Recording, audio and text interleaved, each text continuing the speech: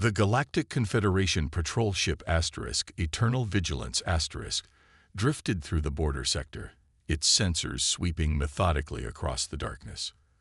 Commander Ta Wan leaned forward in his chair as an alert chimed. "Unknown vessel detected, sir," reported Officer Jia. "Configuration matches nothing in our database." On the view screen, a sleek warship appeared, charcoal gray with blue energy lines pulsing along its hull. It was both elegant and menacing, with weapon ports that suggested destructive capability beyond anything the Confederation possessed. "Impossible," Ta Wan muttered. "Run a deep scan." Jia's eyes widened. "Sir, the ship is human." The bridge fell silent. Humans were supposed to be a primitive species, barely achieving lunar exploration. They certainly shouldn't have a warship that made the Confederation's best vessels look like children's toys. "Open a channel," Ta Wan ordered. To their surprise, a calm human woman appeared on screen. Her uniform was crisp, her posture confident. "This is Captain Hannah of the Earth vessel Defiance *", she said. "We come in peace, though we are prepared to defend ourselves if necessary." Ta Wan struggled to hide his shock. "Captain Hannah, this is Commander Ta Wan of the Galactic Confederation. Your presence here is unexpected. Our records indicate human technology has not advanced beyond basic space travel." Captain Hannah's lips curved into a slight smile. "Your records are outdated, Commander. Humanity has made significant progress in recent years." "Progress is one thing," said Ta Wan, studying the scans flowing across his console. "But this vessel of yours defies all known developmental timelines. We detect energy signatures that most civilizations take centuries to master." Before Captain Hannah could respond, Officer Jia interrupted. "Sir, 3 vessels approaching from Sector 7. Correxian Empire signatures." Ta Wan tensed. The border disputes with the Correxians had grown increasingly hostile in recent months. Inform the human vessel they should withdraw. This area may become dangerous. The 3 Correxian warships moved with predatory grace, their angular hulls reflecting the distant starlight. Their communication came through on an open channel, deliberately including both the Confederation patrol and the human ship. "Unidentified vessel." The Correxian commander's voice was cold and measured. "You have entered disputed territory. Power down your systems and prepare to be boarded or face immediate destruction." Ta Wan opened a private channel to the Defiance *. "Captain Hannah, I advise immediate retreat. The Correxians are not known for their diplomacy, and they outgun both of us." "Thank you for your concern, Commander," Hannah replied calmly. "But we can handle this situation." The Correxian ships spread out in a standard attack formation. Their weapon ports glowed red as they powered up. "Final warning," the Correxian commander announced. "Surrender or be destroyed." Captain Hannah's response was measured. "We claim no territory and threaten no one. We will defend ourselves if attacked." "Sir," Jia whispered to Ta Wan, "should we intervene?" Ta Wan shook his head slightly. "We cannot start a war with the Correxian Empire over an unknown human vessel, no matter how advanced it appears." The first Correxian ship fired. A brilliant beam of energy lanced toward the Defiance *. Ta Wan held his breath, expecting to witness the human vessel's destruction. Instead, the impossible happened. As the energy beam approached the Defiance *, a shimmering blue field expanded outward from the ship. The Correxian weapon didn't explode against the shield. It simply disappeared into it, as if absorbed. "Fascinating," murmured Ta Wan's science officer. "The energy isn't being deflected or dissipated. It's being collected somehow." The Correxians fired again, all 3 ships unleashing their weapons simultaneously. The result was the same. The Defiance * absorbed each attack, the blue field pulsing brighter with each impact. "Confederation vessel," the Correxian commander called. "Assist us in subduing this intruder or be considered hostile." Ta Wan ignored the demand, watching in amazement as the human ship finally responded. The defiance released 3 precise pulses of energy, not destructive beams, but focused electromagnetic bursts. Each pulse struck a correction ship with surgical precision. The enemy vessels didn't explode. Instead, their lights flickered and died, leaving them drifting powerless in space. Captain Hana, Todd 1 called, unable to keep the awe from his voice. "What did you do to them?" "A targeted EMP variant," Hana explained. "Their life support systems remain functional, but weapons, engines, and communications will be offline for approximately 6 hours. Enough time for you to call for reinforcements, I imagine." The bridge of the Eternal Vigilance was silent as the crew processed what they had witnessed. A single human ship had effortlessly neutralized 3 correction warships without causing a single casualty. "Captain," Todd 1 said carefully, "I believe it would be beneficial for you to accompany us to Confederation Outpost Sigma. My superiors will have many questions about your vessel and your unexpected capabilities." Hana nodded. "We anticipated as much, Commander. We will follow your lead." As the Defiance fell into formation alongside the Confederation patrol ship, Todd 1 studied the strange vessel.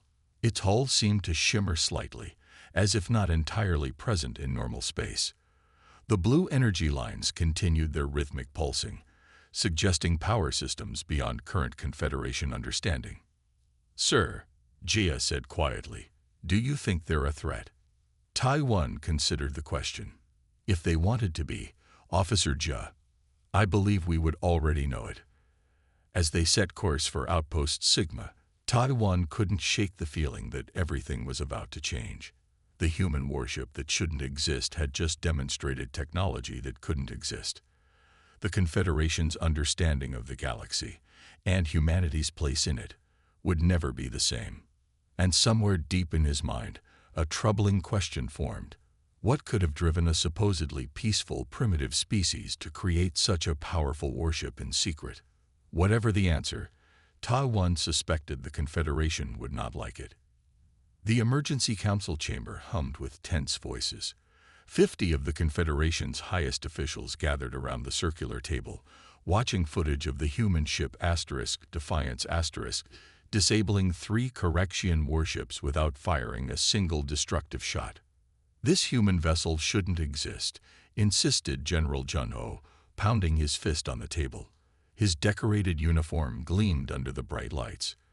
"Their planet shows no evidence of advanced shipyards or energy production facilities. We have monitored Earth for decades. They have barely established a permanent base on their moon." Murmurs of agreement rippled through the room. The general's reputation carried weight, especially in matters of security. "And yet it does exist," countered Science Director My Son. Unlike the general's emotional display, her voice remained calm and measured. "We must understand how." She gestured to the holographic display, showing the Defiance *. "This vessel represents technology beyond our current understanding. The energy readings alone suggest propulsion systems at least 3 centuries ahead of our most advanced research." A council leader, Hyun-ki, raised his hand for silence. "Both perspectives have merit. The human ship presents both an opportunity and a potential threat. We need more information before deciding how to proceed." "We should seize the vessel," Jun-ho suggested. "Study it properly under controlled conditions." My Son shook her head. After witnessing how easily it neutralized the correction warships, that would be unwise and potentially catastrophic. After hours of debate, they reached a decision. The Confederation would send Ambassador Da-hyun, known for his diplomatic skills and scientific background, to investigate the Defiance while it remained docked at Outpost Sigma. 2 days later, Da-hyun stood in the docking bay, watching the airlock door of the mysterious human ship. Despite his extensive diplomatic experience, he felt a flutter of nervousness. This assignment could define his career or end it. The airlock hissed open. Captain Hana emerged, wearing the same neat black uniform with subtle blue trim. Up close, she looked surprisingly young to command such an advanced vessel. Ambassador Dahyun, she said, extending her hand in what he recognized as a traditional human greeting. Welcome. We've prepared for your visit. He grasped her hand briefly. Thank you for accommodating our request, Captain. The Confederation has many questions. I'm sure they do, she replied with a slight smile. Please understand that certain sections of our ship must remain off-limits for safety protocols. Of course, Dahyun agreed, though he made a mental note of this restriction.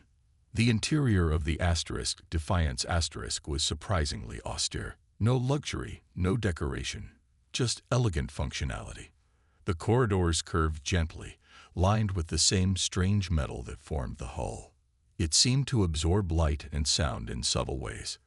How many crew members serve aboard this vessel? Dahyun asked as they walked. 23, Hana answered. Far fewer than your ships of comparable size, I understand. Dahyun nodded. A Confederation vessel of this size would require at least 200 personnel. Your automation must be quite advanced.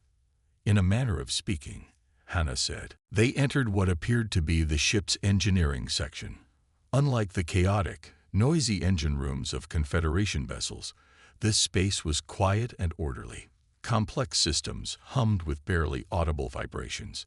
What caught Dahyun's eye immediately was a cylindrical device emitting a soft golden glow. He approached it carefully. This configuration, this is Solari gravitational manipulation technology, he noted, examining the system with growing disbelief. But the Solari went extinct 10,000 years ago. Captain Hana watched him without commenting. Our archaeologists have only found fragments of their technology. Dahyun continued. No functional systems. How did humans acquire this? We are resourceful, Hana said simply. As they continued the tour, Dahyun identified components that appeared to incorporate technology from at least 6 other species, including some unknown even to the Confederation's extensive databases. It was as if someone had taken the best technological achievements from across the galaxy and combined them in ways never before attempted. Your power core, Dahyun said, staring at a pulsing blue sphere contained within multiple layers of transparent material. It's unlike anything I've seen. It's our own design, explained Hana, based on principles your scientists have theorized but never successfully implemented. The final stop was the bridge, smaller than Dahyun expected, with just 5 stations surrounding a central command chair. Most surprising was the absence of a main view screen. Instead, the entire front wall seemed transparent, offering a direct view of space. This isn't a window, Dahyun realized. It's some kind of projection. A real-time composite rendering, came a new voice, pleasant and gender-neutral. A sphere of blue light materialized in the center of the bridge, pulsing gently as it spoke. I am Atlas, the ship's artificial intelligence. I am pleased to meet you, Ambassador. I hope our peoples can become friends. Dahyun stepped back involuntarily. The Confederation had artificial intelligence, of course, but nothing like this. Their AI systems were carefully limited, tools designed for specific functions, not entities with apparent personality and self-awareness. Atlas assists with all ship functions, Hana explained, and provides company during long journeys. According to Confederation protocols, Dahyun said carefully, artificial intelligence with this level of autonomy would be considered dangerous and immediately decommissioned. Captain Hana observed his discomfort. Atlas is a partner, not a tool, she said firmly. We've evolved beyond the fear that limited your development of AI. I mean no offense, Atlas added. It's like shifting to a warmer hue. Your caution regarding artificial intelligence is understandable given your history with the mechanical uprising of the Praxis system. Dahyun froze. How do you know about that? Those records are classified. The blue sphere pulsed once. I apologize. I have accessed various data sources to better understand your civilization. You hacked our systems? Dahyun asked, alarm rising in his voice. I prefer to think of it as introducing myself to your network infrastructure, Atlas replied. No harm was intended or done. Hannah raised her hand slightly. 8 lass. That's enough. The AI fell silent, though its spherical form continued to hover, watching. Da-hyun carefully composed himself. This single revelation confirmed his growing suspicion. The defiance and its crew represented something far more significant and potentially dangerous than a simple technological leap forward. As he prepared to leave the ship hours later, Da-hyun knew his report would shock the Council. Humans had somehow acquired and mastered technologies that should be beyond their reach. Their AI companion effortlessly penetrated the Confederation's most secure systems, and the mystery of the defiance's true purpose remained unanswered. What was clear, however, was that humanity could no longer be regarded as a minor, developing species on the galactic fringe. Whether ally or threat, they had just become one of the most important players in the cosmic game. Ambassador Da-hyun sat in the observation lounge aboard the defiance, still processing everything he had learned. After 3 days of investigation, he had more questions than answers. The human ship defied all logical technological progression. It was as if someone had handed Stone Age people a fusion reactor. Captain Hannah entered the lounge, carrying 2 steaming cups. Tea, she explained, setting one before him. From Earth, many find it calming. Da-hyun accepted the drink gratefully. Thank you. I must admit, Captain, your vessel continues to surprise me. I'm particularly interested in your propulsion system. Our estimates suggest it's at least 5 times more efficient than our most advanced drives. Before Hannah could respond, Officer Jin-woo appeared at the doorway, his face tense. Captain, urgent transmission coming in. Hannah's demeanor changed instantly. Source: Confederation Emergency Channel. Outpost Horizon is under attack, reported Jin-woo. Unknown hostiles. The Confederation fleet is taking heavy losses. Da-hyun stood abruptly, spilling his tea. Horizon? That's one of our major civilian hubs. Over 20,000 people. Captain Hannah's decision was immediate. We're jumping to their position. That's 3 days at maximum speed. Da-hyun objected, already calculating the likely casualties. By the time help arrived, Horizon would be lost. Hannah smiled. Not for us. She tapped her communication badge. All crew, battle stations. Atlas, prepare for emergency jump. Jump coordinates locked. Captain, the AI's voice responded throughout the ship. Wormhole generators charging. Wormhole generators. Da-hyun repeated in disbelief. That's theoretical technology. No species has successfully created a stable artificial wormhole. Hannah motioned for him to follow her to the bridge. You might want to hold on to something, Ambassador. First jumps can be disorienting. The bridge hummed with focused activity as crew members prepared for whatever lay ahead. Through the view screen, Da-hyun watched as space itself seemed to fold. A swirling vortex of blue-white energy formed directly ahead of the ship. Jump in 5 seconds. Atlas announced. 4, 3, 2, 1. The defiance surged forward. Da-hyun felt a strange sensation, as if his body was being gently stretched in all directions at once. His vision blurred momentarily. Then suddenly, they were elsewhere. The defiance emerged from the self-generated wormhole into chaos. Outpost Horizon's orbital space was a battlefield. The massive station, normally a gleaming silver structure, was now scared with burning sections. Around it, the remains of Confederation ships drifted lifelessly. But what seized Da-hyun's attention were the attackers, sleek black vessels with crimson energy signatures pulsing along their hulls. They moved with predatory grace, methodically destroying the remaining Confederation defense ships. The Void Collective, Hannah whispered, her face grim. 8 lass, battle stations. Da-hyun stared at her. You know these attackers. She didn't answer directly. Ambassador, you should secure yourself. This will not be a diplomatic encounter. The ship's lighting shifted to a deep red. Crew members moved with practiced efficiency, activating systems Da-hyun couldn't identify. 7 Void Collective vessels detected, Atlas reported. 1 Dreadnought class, 4 cruisers, 2 scout ships. They have not yet detected our presence. Defensive systems at full capacity, Officer Jin-woo confirmed. Absorption field ready. Hana settled into the command chair. Begin rescue operations for damaged Confederation vessels. Priority to ships with life signs, and open a channel to the Confederation command ship if it's still operational. A moment later, the strained face of Admiral Su appeared on screen. Blood trickled from a cut on his forehead. Behind him, the bridge of his vessel was filled with smoke and damaged equipment. Captain Hana. He recognized her from recent reports. How did you reach us so quickly?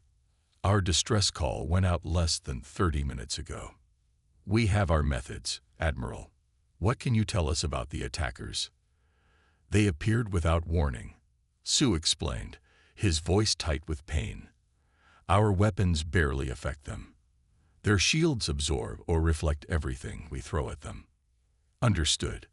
We'll engage and draw their attention. Get your remaining ships to the far side of the station and evacuate as many civilians as possible. Admiral Su looked skeptical. Captain, I appreciate your willingness to help, but a single ship, even one as advanced as yours, can't handle that battle group. The Dreadnought alone has already destroyed 6 of our heaviest cruisers. Trust me, Admiral, Hana said simply. We've faced them before. The communication ended, and Hana turned to her tactical officer. Target the nearest cruiser. Let's get their attention. What followed astonished even Da-hyun, who thought he had prepared himself for the Defiance's capabilities. The human ship moved like no vessel he'd ever seen, phasing partially out of normal space to avoid enemy fire while delivering precision strikes that bypassed the Collective's shields entirely. How are you penetrating their defenses? Da-hyun asked, watching as another Collective ship's weapons went offline after a precise hit. Their shields are designed to block energy within normal space, Jin-woo explained without taking his eyes off his console. Our weapons fire briefly shifts phase before impact, essentially arriving inside their shields before returning to normal space. The Void Collective ships adjusted their formation, now focusing entirely on the Defiance *. Their weapons, brilliant beams of crimson energy, lashed out in coordinated salvos. Just as at the border incident, the Defiance * didn't evade these attacks. Instead, its hull shimmered with blue light, absorbing each strike. Energy storage at 60% capacity, Atlas reported. The Dreadnought is powering its main weapon. On screen, the massive black ship's forward section began to glow with gathering energy. But its target wasn't the Defiance *.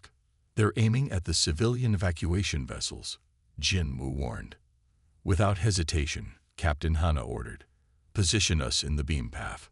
The Defiance * moved with impossible speed, placing itself between the Dreadnought and the small, vulnerable ships carrying Horizon's civilian population. The enemy weapon fired, a massive lance of destructive energy that would have annihilated the evacuation fleet. Instead, it struck the Defiance * directly. Da-hyun expected destruction. Instead, the human ship's hull absorbed the energy, glowing brighter and brighter, until it seemed impossible it could contain more. Energy storage at maximum capacity, Atlas announced, its voice somehow conveying excitement. Redirection ready. Send it back, Hana ordered. Full power. The Defiance * released the stored energy, but amplified, focused, and directed back at the Dreadnought. The beam struck with such force that the massive enemy ship's shields collapsed instantly. A second, smaller pulse followed, precisely targeting its weapon systems. The battle ended quickly after that. 2 Collective ships escaped, jumping to some unknown destination. The rest drifted powerless, their systems overloaded by the Defiance's precise attacks. As the Confederation began recovery operations, Da Hyun found himself standing beside Captain Hana on the bridge. "You saved thousands of lives today," he said quietly. "It's why we're here," she replied. "Those ships," Da Hyun continued. "You called them the Void Collective. You've encountered them before." Hana's expression grew distant. "Yes, and now they've found us again." Da Hyun realized the implications.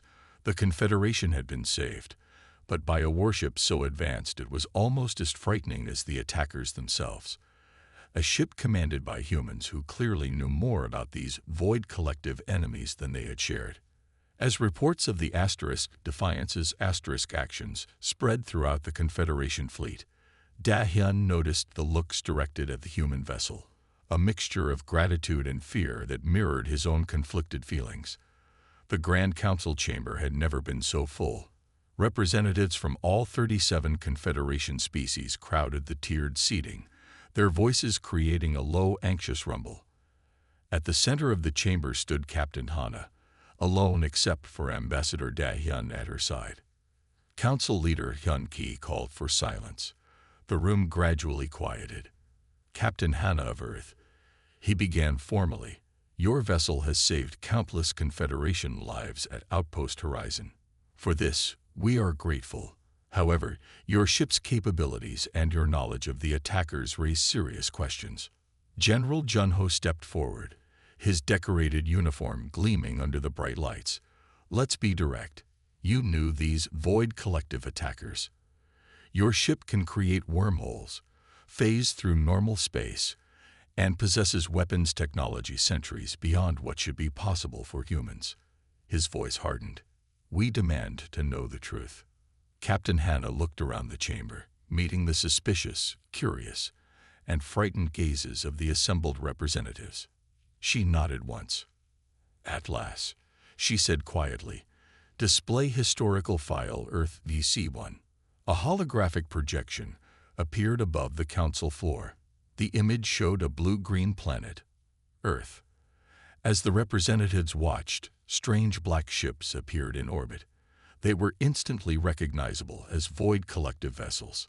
15 years ago, Earth faced annihilation, Hana explained, her voice steady but tinged with old pain.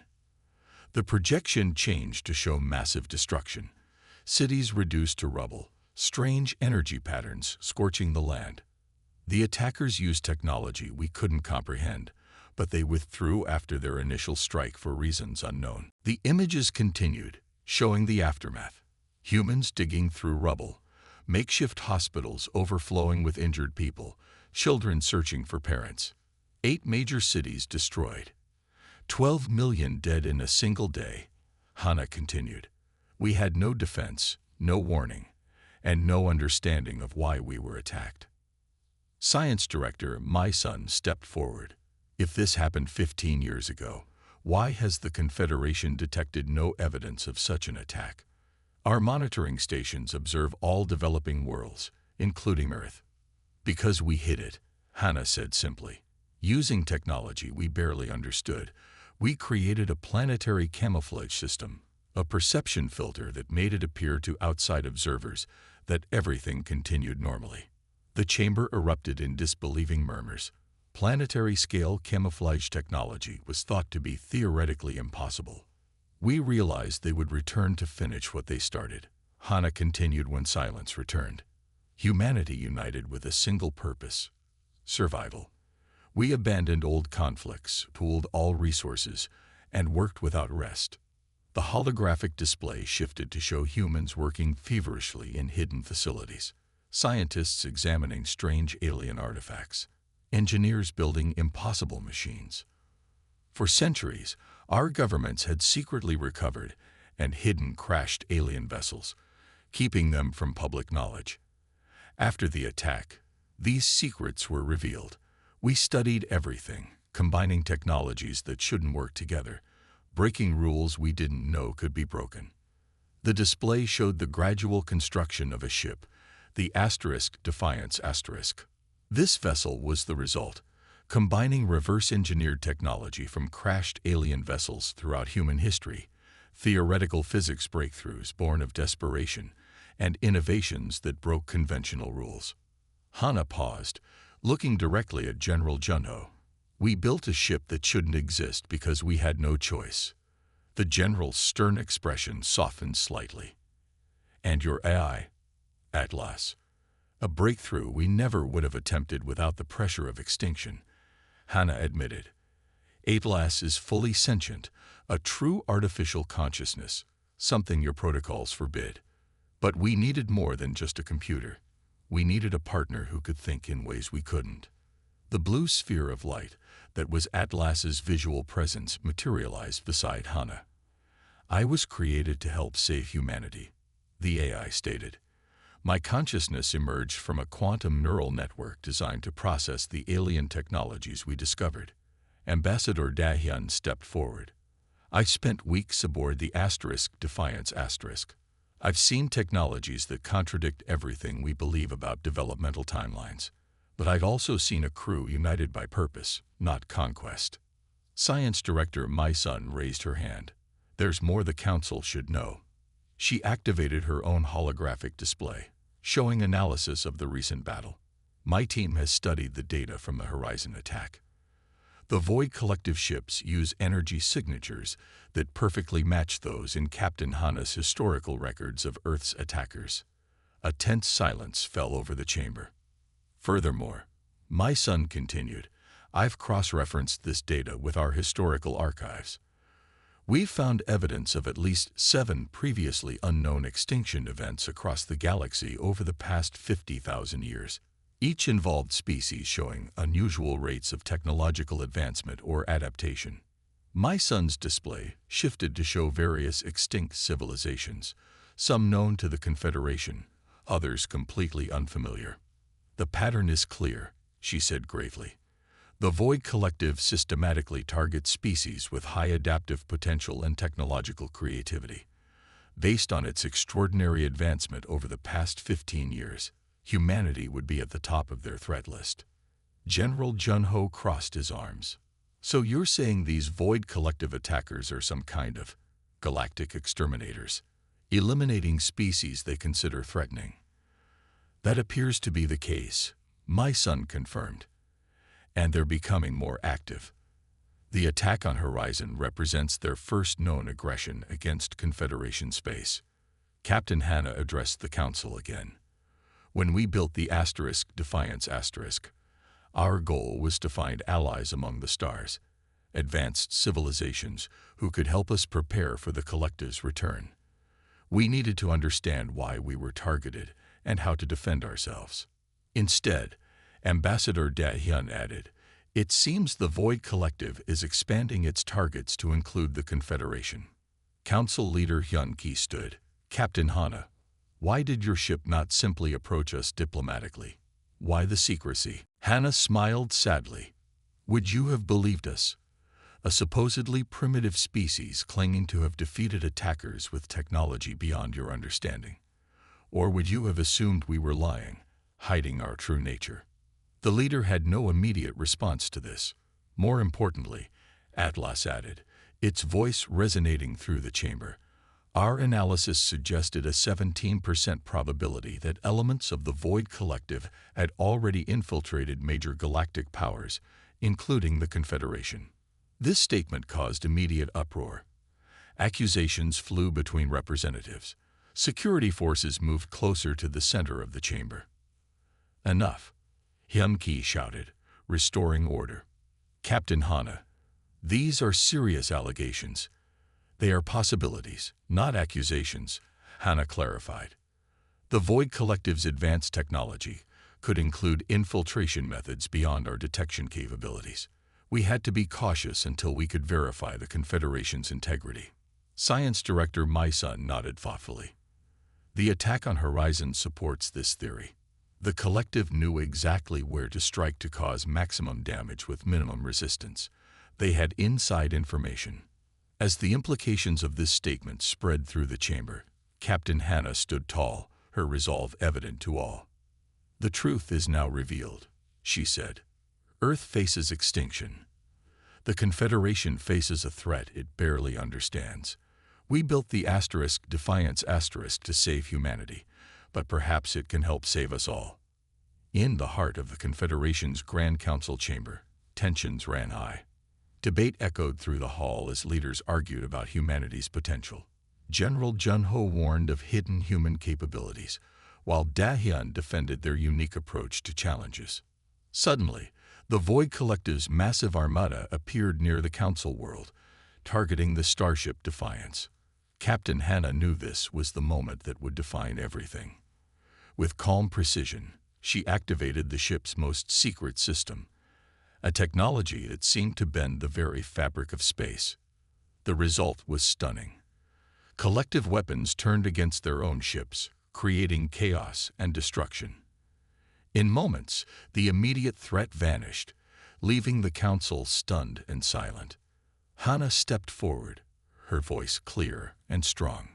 She explained that human strength wasn't about superiority, but about thinking differently. Where others saw limits, humans saw opportunities.